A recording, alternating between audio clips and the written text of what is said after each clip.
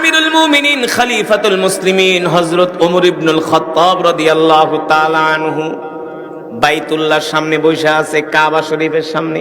ইয়ামেন থেকে একজন লোক তার মাকে কাঁধে বহন কইরা বাইতুল্লাহ তোয়াফ করতেছে। মাকে কাঁধে বহন কইরা, মাকে কাঁধে নিয়ে মা হাঁটতে পারে না, মা হাঁটতে পারে না, মাকে কাঁধের ভিতরে বহন করে বাইতুল্লাহ তোয়াফ করতেছে। আর হযরত ওমর ইবনুল খাত্তাব তাকায় তাকায় দেখতেছে, আর ওমরের চোখ দিয়া পানি পড়তেছে যে এই যুবক তার মাকে কাঁধের ভিতরে উঠায়া মাকে বাইতুল্লাহ তোয়াফ করাইতেছে। হযরত ওমর ডাক দিছে, তাআলাউ ইয়া শাবাব, এ যুবক এদিকে আসো। মিন আইনা জিতা, তুমি কোত্থেকে এসছো? বলে জিতু মিনাল ইয়ামান, জিতু মিনাল ইয়ামান, জিনা মিনাল ইয়ামান, আমি ইয়ামান থেকে আসছি। তোমার কাঁধে কে? বলে ওমর, আমার কাঁধে যিনি, তিনি হলেন আমার জনম দুঃখিনী মা। আল্লাহু আকবার। তুমি যে তোমার মাকে কাঁধের ভিতরে উঠায়া বাইতুল্লাহ তোয়াফ করতেছো, আমার কাছে খুব ভালো লাগছে এই দৃশ্যটা দেখা। ওই লোক ডাক দিয়া বলে, আমিরুল মুমিনিন ওমর, আপনি কি ভাবছেন আমি আমার মাকে কাঁধে বহন কইরা শুধু বাইতুল্লাহ তোয়াফ করতেছি? না না না, শুধু আমি আমার মাকে কাঁধে বহন কইরা বাইতুল্লাহ তোয়াফ করি নাই, আমি ইয়ামান থেকে আমার মাকে কাঁধে বহন কইরা এই মক্কা পর্যন্ত আসছি। আরো জোরে বলেন সুবহানাল্লাহ। মাঝে মাঝে দেখি অনেক বৃদ্ধ মা বাবারা হাঁটতে পারে না, সন্তান গোসল করায় দেয় না। কি যে ভালো লাগে এই দৃশ্য দেখলে। মা মা তো মাই, বাবা তো বাবাই, এই নিয়ামত একবার হারায় গেলে আর পাবেন না। যত আপন বন্ধু বান্ধব বলেন না কেন, মায়ের মতো এমন নিখুঁত আর নিঃস্বার্থ ভালোবাসা পৃথিবীর কেউ দিতে পারবে না, কেউ না।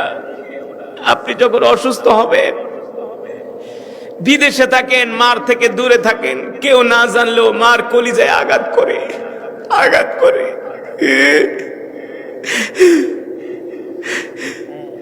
মার কলিজায় আঘাত করে।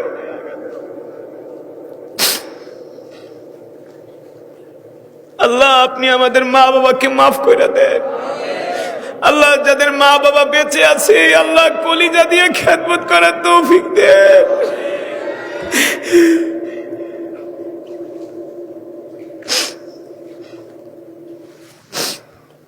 ওই যুবক ডাক দিয়া বলে, ওমর, আপনি কি ভাবছেন আমি আমার মাকে শুধু কাঁধে বহন করায়া বাইতুল্লাহ তোয়াফ করেছি?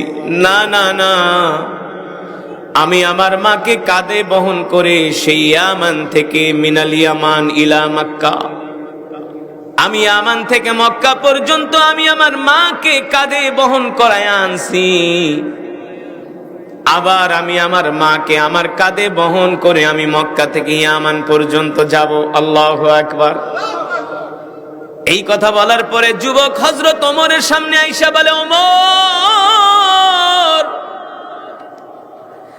আমি যে আমার মাকে কাঁধে বহন করায়া ইয়ামান থেকে মক্কায় আসলাম, বাইতুল্লাহ তোয়াফ করাইলাম, 7টা চক্কর মারলাম, ওমর, আমি আমার মাকে কাঁধে বহন করায়া।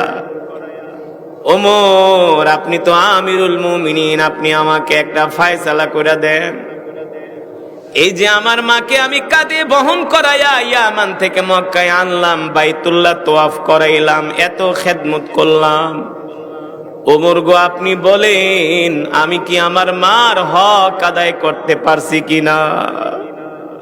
হযরত ওমর চোখের পানি ছাইরা দিয়া বলেন, না না রে ভাই, তুমি ইয়ামান থেকে তোমার মাকে কাঁধে বহন করায়া মক্কায় আনছো, কাবাঘর তওয়াফ করাইছো, তুমি ভাবছো তুমি তোমার মা হক আদায় করতে পারছো?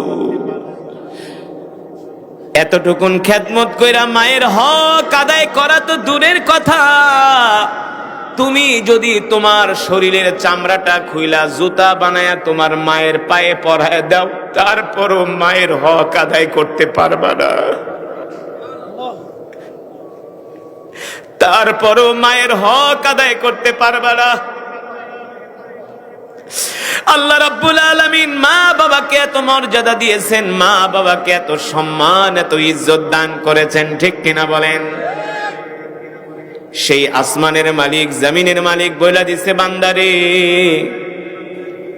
তোমরা তোমাদের মাকে কলিজা দিয়া ভালোবাসবা, হৃদয় দিয়া ভালোবাসবা, মায়ের সাথে বেয়াদবি করবা না, মাকে কষ্ট দিবা না। আল্লাহর পয়গম্বর বিশ্ব নবী রাহমাতুল লিল আলামিন, তিনি তো ছোট বয়সে এতিম হয়ে গেছে।